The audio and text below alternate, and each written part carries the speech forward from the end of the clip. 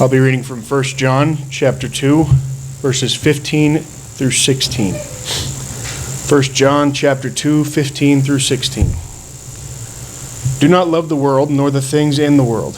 If anyone loves the world, the love of the Father is not in him. For all that is in the world, the lust of the flesh, and the lust of the eyes, and the boastful pride of life, is not from the Father, but is from the world.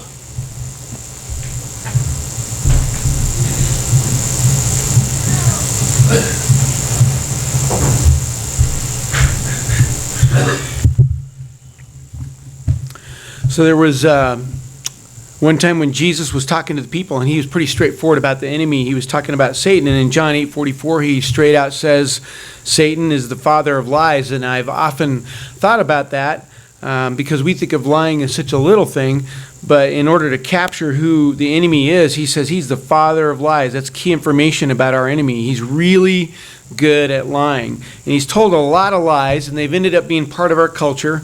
And a lot of them are in your head right now. They're in my head, and they've just kind of set up camp there over the years and have become part of our thinking. And there's one lie in particular that a lot of us still believe, or maybe we haven't really come to terms with it and made sure that it's not in our head anymore, and it's something I've heard all my life, and you have too. It's very important that we don't believe it. If you do believe it, it could ruin you. And here it is. People don't change. And this is kind of a tricky lie because it's kind of true. It's true because in general people don't change. But not because they can't, it's because they choose not to. So his lie is really people can't change. And if we believe that, we lose. That is a very, very lethal lie that's become part of our thinking. It is possible to change. There are people who want to, but it's not easy. I'm assuming that all of us are on board with this. I mean, how horrible of an idea would that be? Say, well, okay, this is it. This is all I've got. This is all that I'll become. This is the best that I'll ever be. That's kind of a discouraging thought. I believe that we are determined to be different than what we are today. So here's the truth. You can change. You can be a better version of you, and that's an exciting idea. But I know that there are certain things that you don't like about you, because I know that's true of me. There's certain things about me I don't want to be there in my life. There's things that need to be different in your life, significant things that could be better. Most of us like the idea, but when we get motivated to do this, we usually do it the wrong way. You know, it comes to mind, we think about it and say, I'm going to change. I'm going to make some changes. And we march out with determination, and we try extra hard to not do certain things, or we try extra hard to start doing certain things, and after a while or after a short time, we find ourselves right back where we started. Now, just a brief side note, I need to be up front. If you're not baptized, everything I'm about to talk about doesn't matter.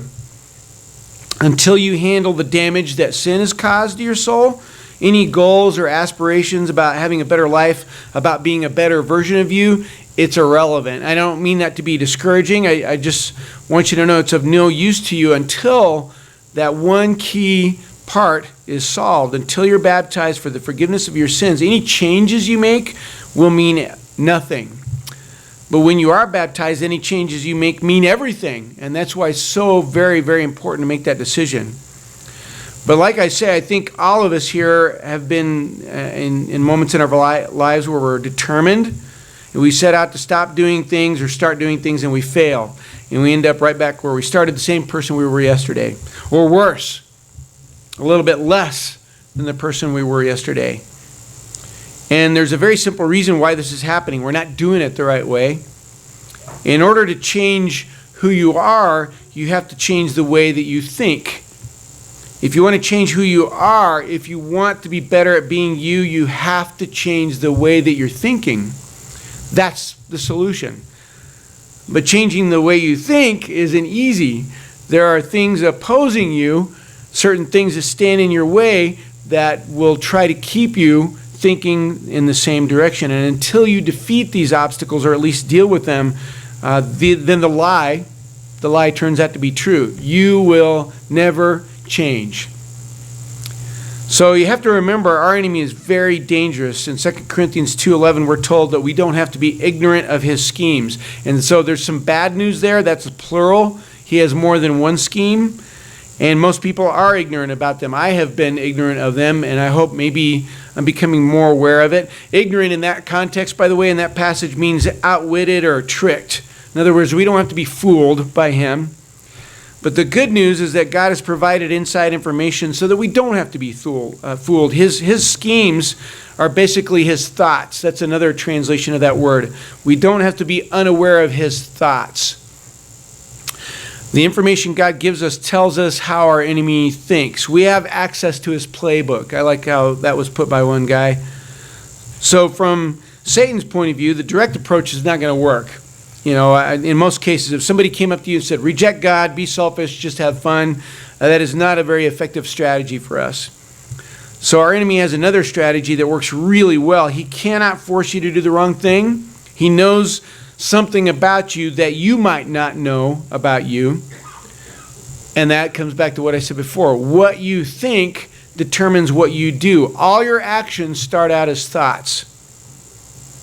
The best way to get you to live the wrong way is to help you think the wrong way. And the best way to help you think the wrong way is to surround you with ideas that are wrong. Suggestions and concepts that sound good but are actually very dangerous. And these develop into ideas that we carry around with us that are not accurate. And we have a perception of reality that's wrong. And the world is filled with these ideas. It's part of the culture that we're in. 1 John 2:16, as Caleb just read for us, for all that is in the world, the lust of the flesh and the lust of the eyes and the boastful pride of life is not from the Father, but is from the world. And so we're constantly told these things. They come through from all kinds of directions, in advertising and celebrities and movies and songs, the standard stuff.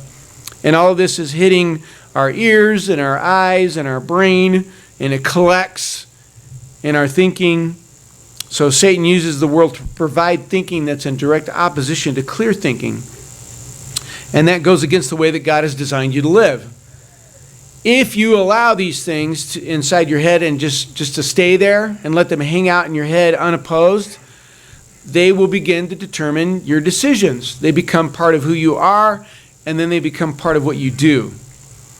2 Corinthians 4:4 describes Satan as the god of this world who has blinded the minds of people.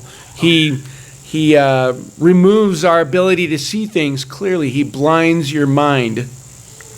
And when he rewires your brain, your mind can lose the ability to see things as they really are. And notice he says he's described as the god of this world. You're in his territory. He has shaped the environment to shape you. He has shaped the environment to play on your selfishness, for one specific example.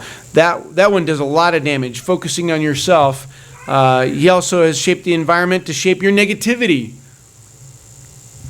And the tricky part is these attacks don't necessarily come from things that offend us, things that seem bad. That's his best ploy, is they come from stuff that we like, from people that are nice.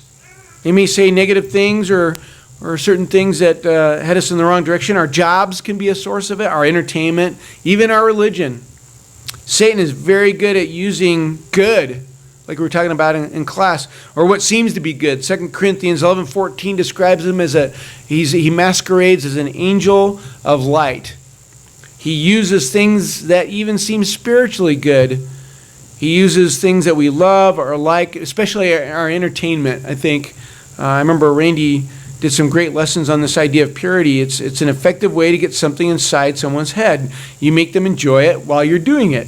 I couldn't help but think of, a mosquito, when he gets you, I don't know if you know, he's anesthetizing you. He numbs your skin, drinks a little blood, and infects you. Just a tiny sip, a tiny infection, and you don't even feel it. But we're surrounded by dangerous thinking. If you want to change, if you really, really want to change to become a better version of you, it's important to understand that external threat. There are ideas coming at you. But you also have to understand there's an internal threat. For years and years, I believed that being a good Christian means not doing bad stuff. And of course, on the surface, that's kind of what's going on. But that's impossible. I can't just try to not do bad stuff. I have to stop thinking bad stuff. You have to deal with the internal threat. The external threat is Satan. The internal threat is you. Jesus touched on this in Matthew 5. He was talking about, it says, yeah, don't kill. Sure. That's what the Old Covenant said. Don't even hate. Don't even think about it.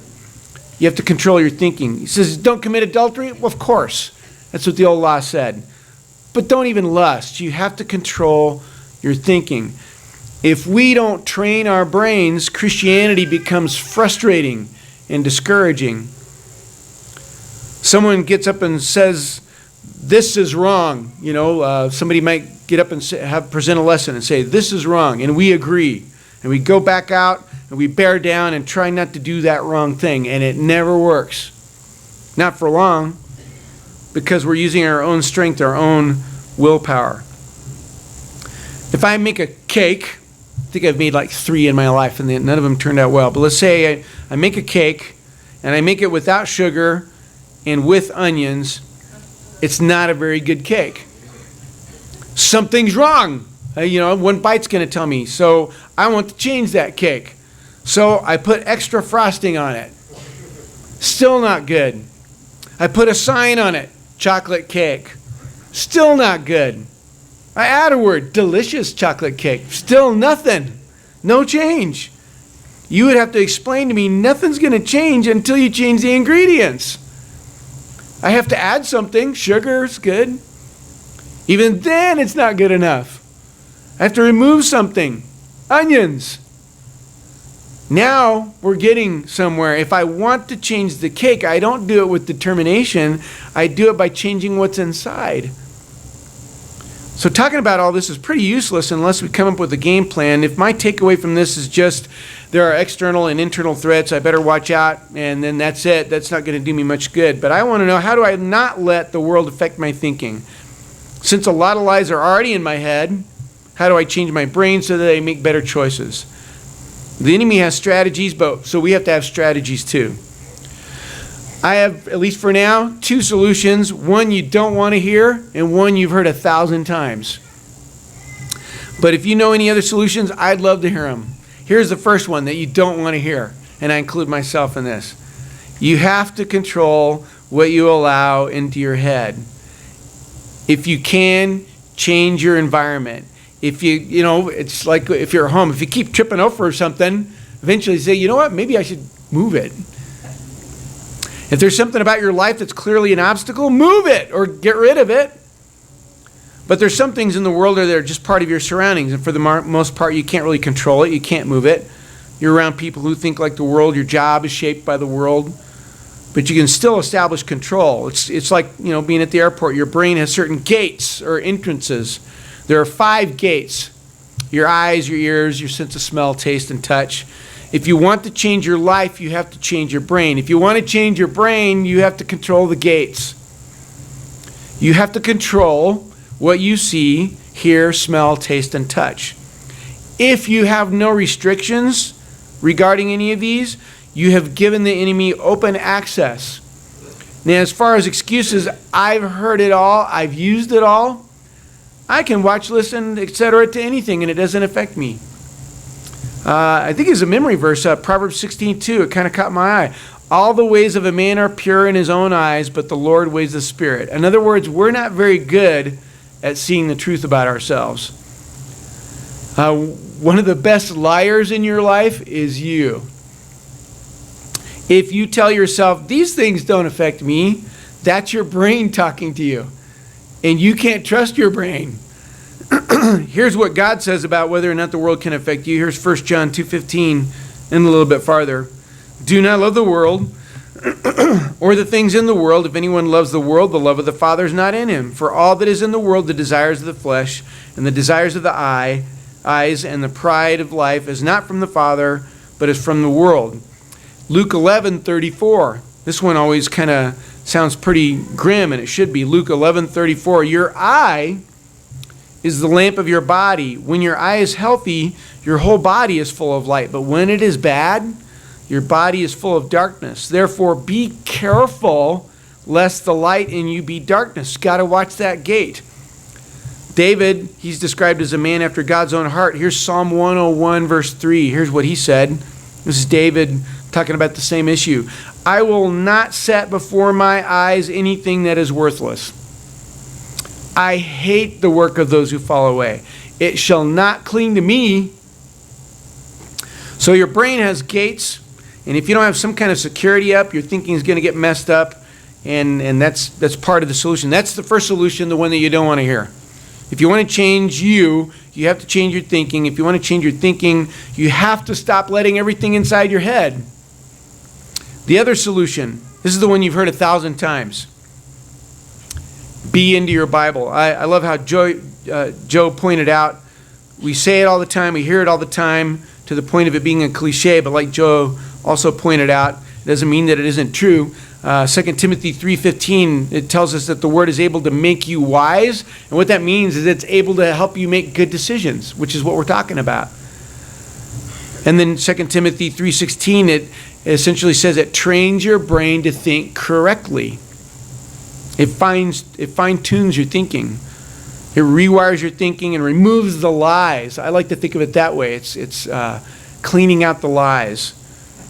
When you're young, it's no news flash. You're especially vulnerable to bad thinking. Psalm 119 asks a question and then gives the answer. Psalm 119:9, how can a young man keep his way pure? How can he make sure the lies aren't gumming up his thinking? By guarding it according to your word. There's the guarding idea. It needs to be protected. Your brain has gates. If you want to change your life, you have to change your thinking. If you want to change your thinking, you have to set the word up in your head to guard the gates. So the two solutions work well together. If you spend real time with the Bible and with Christians in the Bible, you'll be able to identify the lies better. You'll be better at saying, wait a second, that's not true. And the father of lies won't be able to be as effective. We won't let him in our head to begin with. But also it'll make you able to train your brain to get rid of some of the lies. I've got a bunch in my head. I don't know about you. The ones that have been there a long time, you can set up a good security system. The Bible will give you the ability to identify what doesn't belong in there. I don't know about you. I don't like onion cake. I'm going to be more careful about the gates. I'm going to do more than just read my Bible. I'm going to really try to put it in my head. I'm going to try to think about what I've read, memorize even pieces of Scripture. It can make all the difference. It's all a matter of changing the way that I think. There's a better version of me, and there's a better version of you. People can change. You can change. It's not going to be easy, but it's going to be exciting. Hope this is an encouragement to you while we stand together and sing.